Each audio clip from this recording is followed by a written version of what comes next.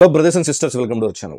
తల్లికి వందనం స్కీమ్ రెండో విడత లిస్ట్ కోసం ఎవరైతే ఎదురు చూస్తున్నారో వాళ్ళకు శుభార్త అని చెప్పొచ్చు. ఈ నెల జూలై 10వ తారీఖు తల్లి అకౌంట్లో అమౌంట్ జమ చేయబోతున్నారు. నేను ఈ వీడియోలో ఫస్ట్ క్లాస్ ఫ్రెష్గా ఎవరైతే 1వ తారీఖు జాయిన్ అయ్యారు, అలాగే ఇంటర్మీడియట్ ఫస్ట్ ఎవరైతే జాయిన్ అయ్యారు, అలాగే గ్రీవెన్స్ ఎవరైతే రేజ్ చేశారో, అది ల్యాండ్ అవ్వచ్చు, ఎలక్ట్రిసిటీ బిల్ కావచ్చు, ఇంకా ఏదైనా కారణం చేత గ్రీవెన్స్ రేజ్ చేశారో వాళ్ళు ఏ విధంగా చెక్ చేసుకోవాలి, వాళ్ళకి జూలై 10వ తారీఖు అమౌంట్ పడతాయా పడవా అనేది ఏ విధంగా చెక్ చేసుకోవాలో నేను వీడియోలో తెలియజేస్తాను. దయచేసి వీడియో లైక్ చేయండి, 10 మందికి ఉపయోగపడుతుంది. కొత్తగా వస్తే సబ్స్క్రైబ్ చేసుకోండి.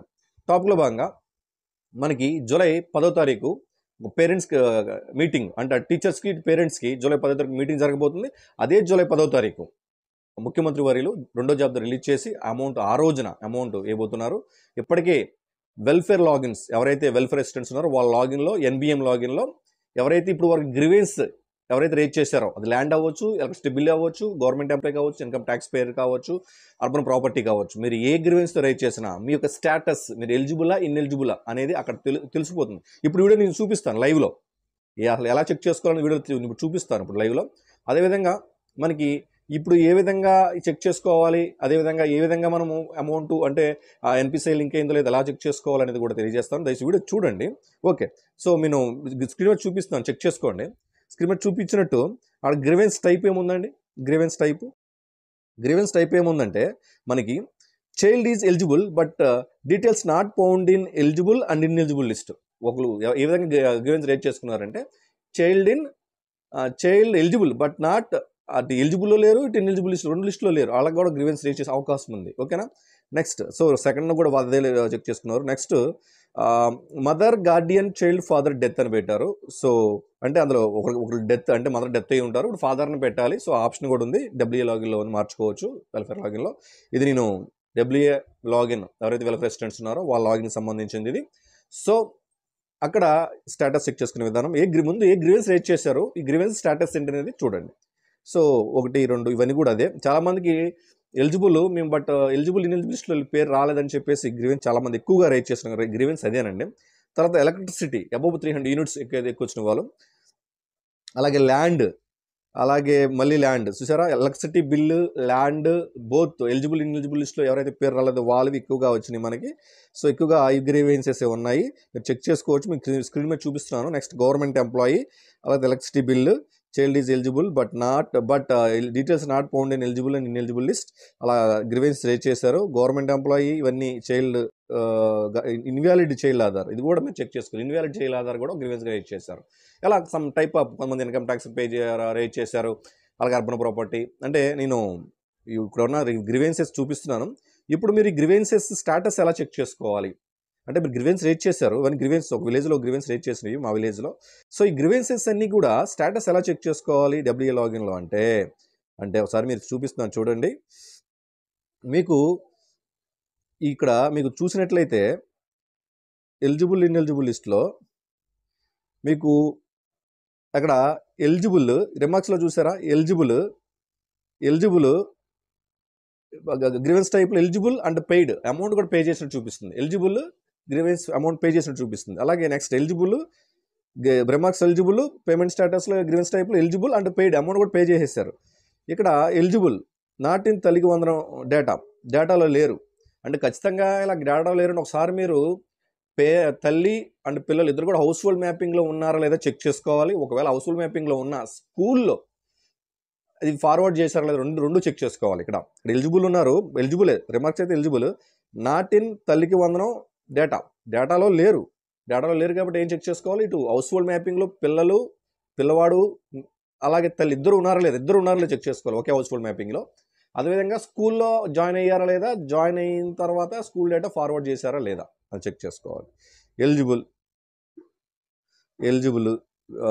And to be paid, eligible to be paid అని చూడండి, పెయిడ్ అని లేదు. ఇంతకుముందు ఎలిజిబుల్ అండ్ పెయిడ్ అని ఉంది, ఇక్కడ ఎలిజిబుల్ టు బి పెయిడ్ అంటే వీళ్ళకి అమౌంట్ పడలేదు, అంటే వీళ్ళకి 10వ తారీఖు అమౌంట్ పడతాయి, వీళ్ళకి 10వ తారీఖు అమౌంట్ పడతాయి. So eligible paid average. Next average consumption was more than 300 units, అంటే ఎలక్ట్రిసిటీ కన్సంప్షన్ సంబంధించి అండర్ వెరిఫికేషన్లో ఉంది. అంటే అర్థం ఏంటంటే వీళ్ళు రీసెంట్గా అప్లై చేశారు, సో అప్లై చేసింది వెరిఫికేషన్లో ఉంది. ఇది మీరు డీసీడింగ్ చేయాల్సిందే. ఎలక్ట్రిసిటీ అంటే మీ కానీ ఏదైతే మీటర్ ఉందో కరెంట్ బిల్ మీటర్, అది మీ ఆధార్ లింక్ అయినట్లయితే దాన్ని డీసీడింగ్ చేయాలి మనకి ఈ లాగిన్లో. సో ఒకసారి డీసీడింగ్ చేసుకోండి. గ్రీవెన్స్ రేజ్ చేస్తారు కదా, ఒకసారి డీసీడింగ్ చేసారో కనుక్కోండి. అండర్ వెరిఫికేషన్లో ఉంది కాబట్టి వీళ్ళకి కూడా జూలై 10వ తారీఖు అమౌంట్ పడుతుంది. సో చెక్ చేసుకోవాలి, అండర్ వెరిఫికేషన్లో ఉంది కాబట్టి. Eligible to be paid, so వీళ్ళకి జూలై 10వ తారీఖున అమౌంట్ పడతాయి. ఎలిజిబుల్ అండ్ పెయిడ్, వీళ్ళకి అమౌంట్ ఆల్రెడీ పడిపోయినాయి. Dry land more than equal to 10 acres. So ఇక్కడ మనకి మాగాని 3 ఎకరాలు పైబడి ఉన్నా, మెట్ట 10 ఎకరాలు పైబడి ఉన్నా, 2 కలిపి 10 ఎకరాలు పైబడి ఉన్నా, according to scheme guide lines 6 step validation ప్రకారం ఇన్ఎలిజిబుల్ అవుతారు. సో ఇది అండర్ వెరిఫికేషన్లో ఉంది. అంటే వీరు గ్రీవెన్స్ రేజ్ చేసుకున్నారు, వెరిఫికేషన్లో ఉంది. పై అధికారులు ఇప్పుడు డిఏ, విఆర్ఓ, ఎంఆర్ఓ గారు, ఆర్డీఓ గారు, అలా రెవెన్యూ ఏదైతే జేసీ గారు లాగిన్ దాకా వెళ్తుంది, ఆడ వెరిఫికేషన్ పూర్తి అయిన తర్వాత వీళ్ళకి పడుతుంది. సో నిజానికి ఎలిజిబిలిటీలో ఉంటే ఖచ్చితంగా అమౌంట్ జమ అవుతుంది 10వ తారీఖు. సో ఇది కూడా wet land more than and equal to 3 ఎకరాలు లేదా పైబడి, 3 ఎకరాలు లేదా పైబడి మాగాని ఉంది. So wet land. సో ఇది అండర్ వెరిఫికేషన్లో ఉంది. వీరు గ్రీవెన్స్ రైజ్ చేశారు, బట్ అండర్ వెరిఫికేషన్లో ఉంది. సో వీళ్ళకి కూడా ఈ రోజు రేపట్లో వెరిఫికేషన్ పూర్తి అయినట్లయితే ఎలిజిబుల్ టు బి పెయిడ్లోకి వచ్చేస్తే వాళ్ళకి 10వ తారీఖున పడతాయి. ఎలిజిబుల్ ఇక్కడ ఏముండాలి, స్టాటస్లో గ్రీవెన్స్ స్టాటస్లో eligible and to be paid నుండి ఉండాలి, అప్పుడు జూలై 10న పడతాయి. Okay, next eligible to be paid, వీళ్ళకి జూలై 10 పడతాయి. ఎలిజిబుల్ పెయిడ్ వీళ్ళు పడిపోయినాయి, ఎలిజిబుల్ పెయిడ్ వీళ్ళు పడిపోయినాయి, ఎలిజిబుల్ పెయిడ్ వీళ్ళు పడిపోయినాయి. Wet land more than same ఇంత కండిషన్ అండర్ వెరిఫికేషన్లో ఉంది. Eligible paid, eligible paid. Next household member for government employee and drawing salary more than 10,000.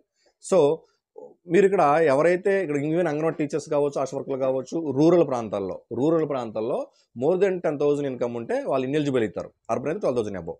So more than 10,000 తీసుకున్నారు కాబట్టి ఇక్కడ even anganwadi teachers also ineligible అవుతారు. So under వెరిఫికేషన్లో ఉంచారు. So నిజానికి government employee ఉన్నారో చెక్ చేస్తారు. నిజంగా అందులో 10,000 మోర్ దెన్ 10,000 ఇన్కమ్ తీసుకున్న గవర్నమెంట్ ఎంప్లాయీ ఉంటే even anganwadi teacher also ineligible. So second condition కూడా అదేనండి. థర్డ్ కండిషన్ కూడా సేమ్, 3 అవే ఇచ్చారు అండర్ వెరిఫికేషన్లో. So next eligible to be paid, వీళ్ళకి 10వ తారీఖున పడుతుంది. Next consumption, electricity consumption more than units, ఖచ్చితంగా మీరు ఏ లాగిన్లో చెక్ చేసుకోవాలి.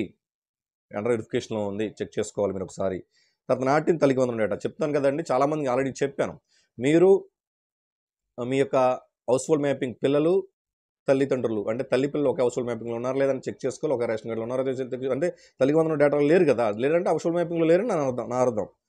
సో నెక్స్ట్ ఇక్కడ 2 ఉన్నాయండి, గవర్నమెంట్ ఎంప్లాయీ, ఎలక్ట్రిసిటీ బిల్. 2 రకాల ఇన్ఎలిజిబుల్స్ ఉన్నాయి. మ్యాక్సిమం వీళ్ళకి పడవు, ఎందుకంటే గవర్నమెంట్ ఎంప్లాయీని ఎవరు తప్పించలేరు కదా. అక్కడ ఎలక్ట్రిసిటీ బిల్ అంటే మీరు కాంతి తీయించుకుంటారు, గవర్నమెంట్ ఎంప్లాయీని ఎలా తీస్తారు? సో ఎలిజిబుల్ పెయిడ్ వీళ్ళకి ఆల్రెడీ పడిపోయినాయి. ఎలిజిబుల్ టు బి పెయిడ్, వీళ్ళకి జూలై 10వ తారీఖున పడతాయి. So eligible paid to be paid తల్లికి వందనం. సో వీళ్ళు కూడా తల్లికి వందనం డేటాలో నాటిన తల్లికి వందనం డేటా ఆల్సో గవర్నమెంట్ ఎంప్లాయీ.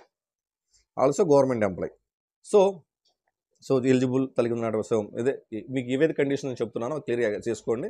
ఇవన్నీ కూడా మీరు ఈ డేటా మీరు గ్రీవెన్స్ ఎవరైతే రేట్ చేశారో వాళ్ళ డేటా తెలుసుకోవాలంటే రూరల్ అయితే వెల్ఫేర్ అసిస్టెంట్, అది అర్బన్ అయితే డేటా ప్రాసెసింగ్ సెక్రటరీ లాగిన్లో ఇవి కనిపిస్తూ ఉంటాయి మీకు. సో చెక్ చేసుకోండి, స్టేటస్ కూడా అక్కడ మీకు తెలుస్తుంది.